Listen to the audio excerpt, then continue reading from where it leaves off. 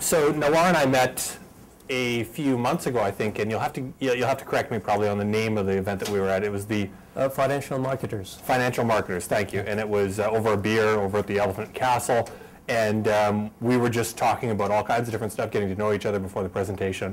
And then he emailed me a few weeks later and invited me to come and speak. So this is just me exploring what's going on with the Vancouver Value Investors and learning a little bit about it. I think it's a really cool group, and getting an opportunity to tell you a little bit about my story and the company that I founded, ADHACK.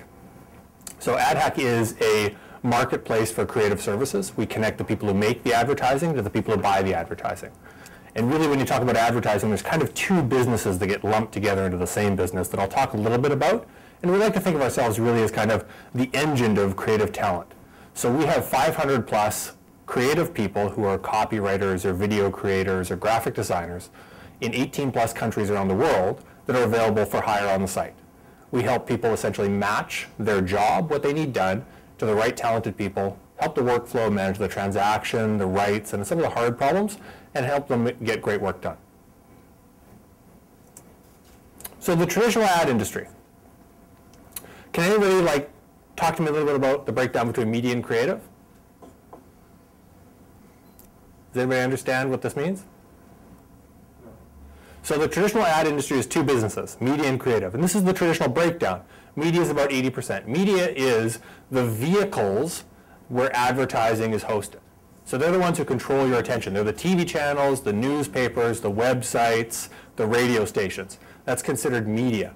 And really, they think of themselves as being in the business of selling audiences. That's why you get demographic information about yourself. That's why they profile you. That's why they want to know a ton about you. They then take that information, lump it together, and call it an audience and sell it to advertisers that are looking to reach that audience. So I'm looking to reach 18 to 25-year-old girls who want to see Iron Maiden tonight, who's playing at GM Place. It's a pretty narrow audience, right? So I might want to use the web or something like that. So you try and really tailor what you're trying to achieve to the media vehicle. So the media vehicles in the traditional world, which has taken place for about 100 years now, since sort of the birth of the large-scale print industry and radio, up until about the 20th century, we'll say, as a demarcation point. And that's really the media business. So that's 80% of the spend in advertising. The 20% is really the artwork or the creative. So the art is really in service of commerce. So this is actually the people who make the advertising. These are the filmmakers, these are the graphic designers, these are the writers, these are the art directors. These are the people that are sort of high profile, but in fact they don't get the lion's share of the money. So if I've got a media buy, what's called a media buy, and I'm Ford of Canada, and I'm going out, I'm going to buy, probably because I'm a sponsor, Hockey Night in Canada. And I'm going to buy slots that are probably going to run 3 times an hour, and I'm going to buy it for 6 hours, because that's the duration of the program, and I'm going to run the same ad or 2 ads throughout those slots. So the reason you see the same ads over and over again is because of this breakdown. They build a few ads and then run them over and over again. This is the traditional media model, if you think about it. It's the same ad over and over repeated. So this is really kind of why you keep seeing the same ones. And really in the media business, they're all about renting attention to where it lives. So they're about bringing audiences together and then renting attention to the attention of the audience to the advertisers. Is there any questions about that? That's kind of the breakdown of this is like everybody's immersed in advertising all the time, but nobody kind of like says, this is actually advertising. And there's a bit of a wet baby problem, and I call it a wet baby problem because no one likes change except a wet baby. And really the problem is that media right now is what people talk about as democratized. So in a digital world, I can start a website with $10. I can start a website for free. And I'm all of a sudden competing with CBS News, their website. So a great example is Craigslist versus the classified industry. Craigslist is a free site started out of San Francisco about 12 years ago. And it essentially killed the classified newspaper industry, which was not the bulk, but a good proportion and a good profitable proportion of the newspaper industry. And if you want to see like why CanWest is suffering right now, why Gannett is suffering, why all these businesses that are heavily invested in newsprint, it's because essentially Craigslist has made their market worthless. So secondly, media is accountable. And in a traditional world, how do you know how many people read the newspaper and saw your ad? Well, you don't really, right? You know, abstract numbers, and you can guess, and you can do some kind of jimmy rigging, and you can do coupons, and you can do like direct calls to action and phone numbers and things like that to track accountability, but you can't really. Same with TV ads, same with radio, all that kind of stuff. In the world that we're really living in now, which is largely a digital world, all media has become accountable. So all media now resides back to specific impressions, specific actions, specific intentions. So now when you look at the reason that Google is so powerful is because they've made advertising into an accountable media type. David Ogilvy, who was one of the pioneers of advertising agencies, said famously that he knows that 50% of his media or his advertising budget is wasted. He just doesn't know which 50%. And thirdly, the big change here is that media is everything. So media is everywhere. When I'm on my computer during the day and I'm using software, I'm kind of using media. When I'm using my email program, I'm kind of using media now, and there's ads now in Gmail, right? So the more distributed, the more digital that our worlds get, the more that world competes with what originally was media, and essentially the less valuable that media attention time is. So this is kind of the big macro changes happening in the advertising world. And I really believe, and this is an opinion, that it's leading to a flipping of that 80-20 rule. So that what traditionally was the breakdown of 80% media and 20% creative is flipping. And that we're now seeing no longer the renting of attention where it lives as being the valuable part of the media pie, but in fact the valuable part is the creative. The valuable part is capturing people's attention with great stories. The valuable part is being able to get people to actually pass on your message on your behalf. So how many people have watched the World Cup this past number of weeks?